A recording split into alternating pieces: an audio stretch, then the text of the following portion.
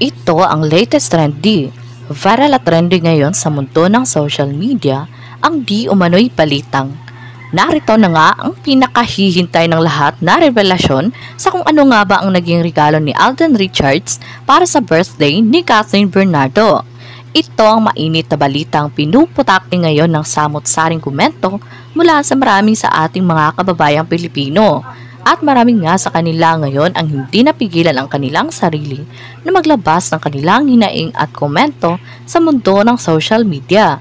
Pero bago ang lahat mga ka-trendy, kung hindi pa kayo nakasubscribe sa aking channel, please click subscribe and hit the notification bell para lagi kang updated sa latest trending na balitang i-upload namin. At yun na nga, viral at trending ngayon sa mundo ng social media ang di umano'y balitang. Isa rin ba kayo sa nagtatanong kung ano nga kaya ang niregalo umano ni Alden Richards sa nagdaang birthday ng aktres na walang iba kundi si Kathryn Bernardo? Bukod sa presensya sa precious time ay syempre hindi mawawala ang aktwal na regalo.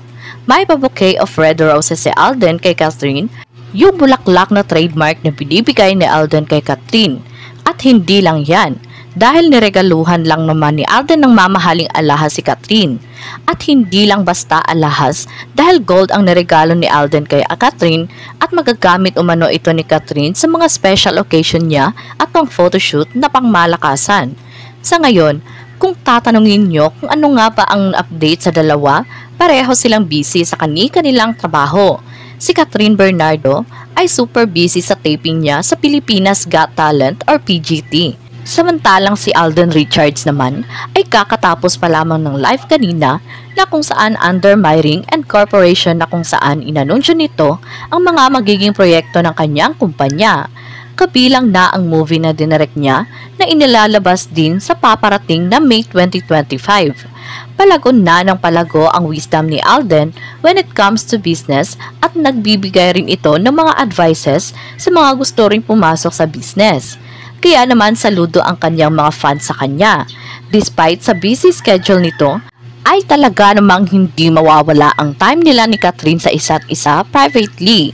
Samantala, magkakaroon pa nga ng celebration si Kathryn na kung saan maiimbitahan nito ang lahat ng kanyang mga kaibigan sa industriya, maging sa non-showbiz friends nito, maging ang mga kanyang trabaho na kasama noon at nakakasama ngayon, at syempre, ang kanyang buong team.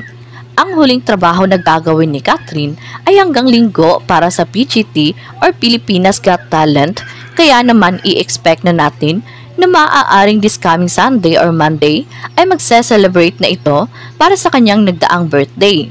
Pero hindi pa tukoy kung sa Casa Bernardo lang ba gaganapin o sa beach or sa ibang lugar.